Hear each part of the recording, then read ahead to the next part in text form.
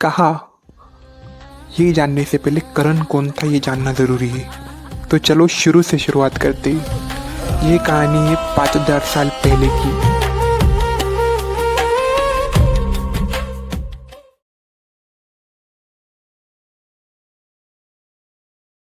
ये कहानी है 5000 साल पहले की।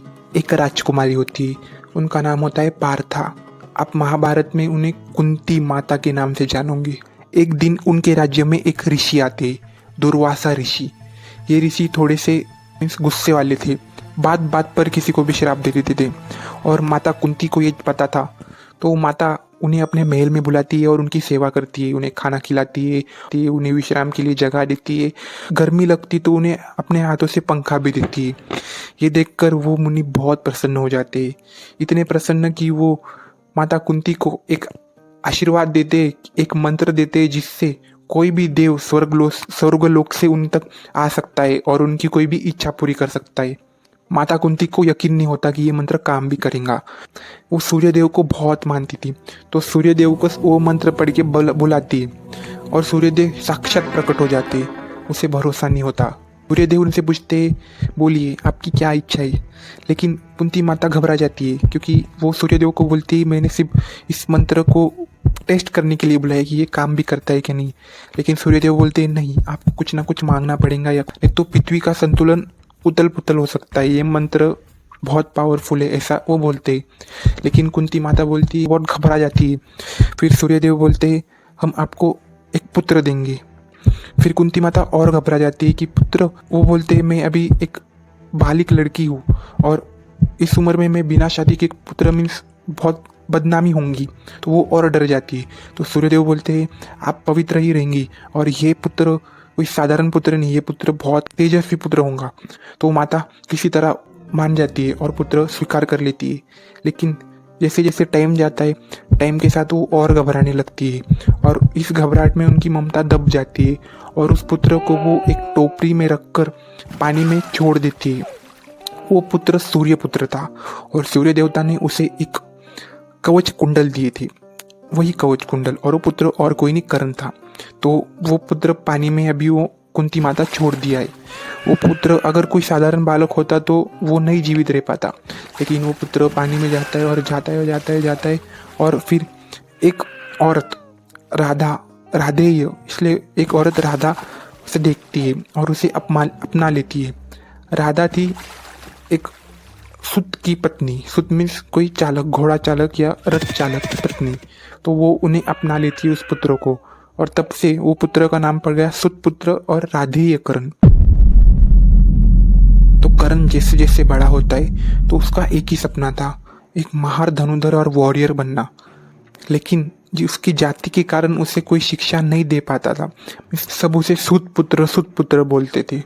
फिर उसकी माता राधा उसे एक मुनि के पास ले जाती है और उनको बोलती है मेरे पुत्र को प्लीज़ आप धनुर्विद्या की शिक्षा दीजिए। लेकिन वो मुनि उसे रिजेक्ट कर देते और बोलते नहीं, हम किसी सुत पुत्र या नीची जाति वाले को शिक्षा नहीं देंगे। एक दिन करण यूं ही अपने बानों के साथ ट्रेनिंग कर रहा था जंगल में, और मीन्स उसको कुछ ऐसी प्रोफेशनल ट्रेनिंग नहीं थी, लेकिन वो ट्रेनिंग कर रहा था। लेकिन उसकी विद्या इतनी अच्छी थी कि एक दूर से एक ऋषि आते हैं, उनका नाम होता है परशुराम ऋषि। वो उसे देखते और बोलते तुमने कहाँ से शिक्षा की है। तो वो बोलता है मैंने अभी तक कहीं से शिक्षा नहीं की है, मैं गुरु ढूंढ रहा हूँ। तो परशुराम जी उसे पूछते हैं कि आप एक योद्धा है, मीन्स आप वॉरियर है, या आप कोई ब्राह्मण है। क्योंकि परशुराम जी ब्राह्मणों को ही शिक्षा देते थे, किसी योद्धा या किसी वॉरियर को ट्रेनिंग नहीं देते थे, और सुतपुत्रों को तो बिल्कुल नहीं। सो करण झूठ बोल के परशुराम जी से ट्रेनिंग लेता है। वो इतना निपुण हो जाता है, इतना निपुण हो, परशुराम जी का सबसे खास स्टूडेंट बन जाता है। फिर जैसे जैसे टाइम जाता है वो करण की ट्रेनिंग एंड पे आने लगती है, वो एकदम अच्छा बन जाता है। सो एक दिन परशुराम जी और करण एक जंगल में ट्रेनिंग कर रहे होते और परशुराम जी को अचानक चक्कर आ जाती है और वो गिर जाते। फिर करण उन्हें अपनी मांडी पे लेके सुला देता है। परशुराम जी भी वहाँ पे सो जाते। वहाँ पे अचानक से एक बिच्छू आता है और करण को काटने लगता है।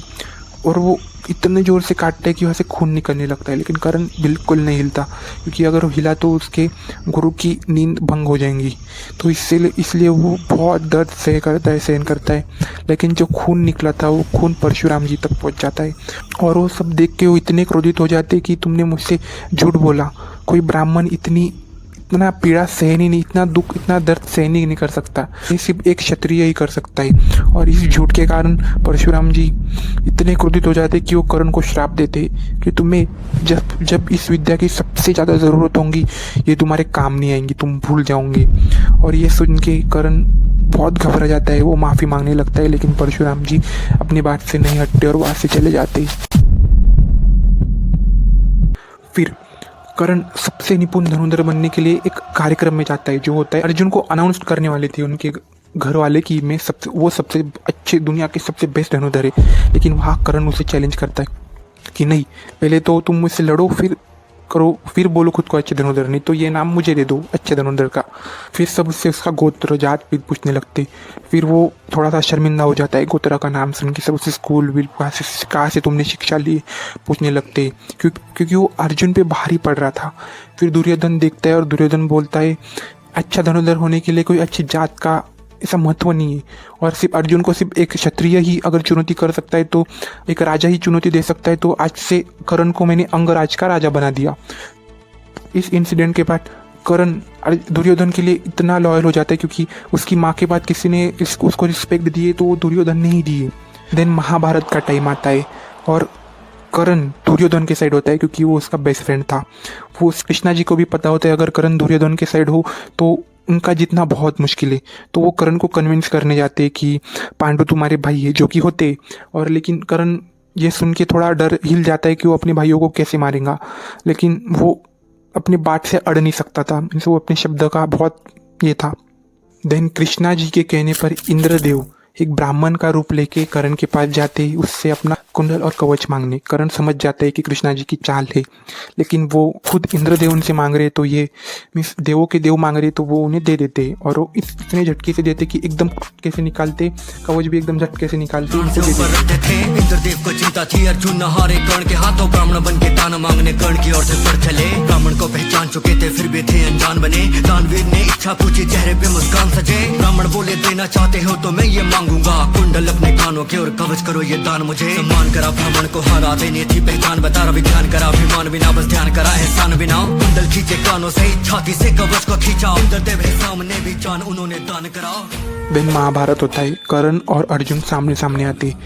कर्ण तीर चलाता है तो अर्जुन का रथ 3 फुट पीछे जाता है, और अर्जुन तीर चलाता है तो कर्ण का रथ 7 फुट पीछे जाता है। फिर कृष्ण जी तारीफ करते हैं कर्ण की कि वाह वाह। फिर अर्जुन पूछता है कि उसकी तारीफ क्यों कर रहे हो, आप तो मीन्स एक तरह से मुझे डिमोटिवेट ही कर रहे हो।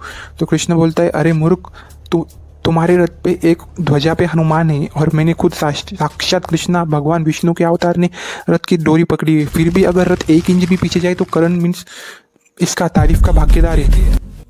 अर्जुन ने केशव से के कारण क्या है, मैं कर्ण पे पड़ता हूँ भारी, फिर उसकी क्यों वाह है। कान्हा ने अर्जुन की मन की शंका को फिर यूं दूर किया था, अहंकार जो अर्जुन को केशव ने उसको छूर किया। तीनों लोगों के स्वामी ने रथ पर लगाम को पकड़ा है, ध्वज में हनुमान जी बैठे हैं, आईने पहियों को चढ़ना है। अर्जुन तुम ही बतलाओ इसमें क्या प्रश्न है, का रथ एक हाथ भी पीछे हो तो कर्ण है बात प्रश्न का। कर्ण का शार्प आ जाता है बीच में, वो अचानक उसकी विद्या भूल जाता है एक तरह से, और उसी समय उसका पहिया भी मिट्टी में धंस जाता है। मिट्टी में धंसने के कारण वो कुछ कर भी नहीं पाता, मिट्टी से पहिया निकालने के लिए कूदता है नीचे, लेकिन उसकी विद्या का भी यूज़ नहीं कर पा रहा उसकी प्रोटेक्शन के लिए वो। फिर कृष्णा जी के कहने पर अर्जुन पीछे से उसको बाण चलाते, जो कि अर्जुन के रूल्स के हिसाब से बहुत गलत था, लेकिन कृष्णा जी के कहने पर वो बाण चलाते और इसी तरह कर्ण की मृत्यु हो जाती है। भार बचा मैं मुक्ति को तैयार खड़ा, अंत समय में रथी बना लो मुझको फिर एक बार सखा। रणभूमि को ले चलो जहाँ है लेना अब विराम, ले चलो हे माधव कर दो मुझको आप विदा। अंत हुआ कहानी का कहानी पर है अंतहीन, बिना धर्म के जीवन प्राणी सारों का है अर्थहीन। पूछेगा न जन्म कोई साथ रहेंगे कर्महीन, जीवन की सुलझन में तो हम सब भी है कर्णहीन।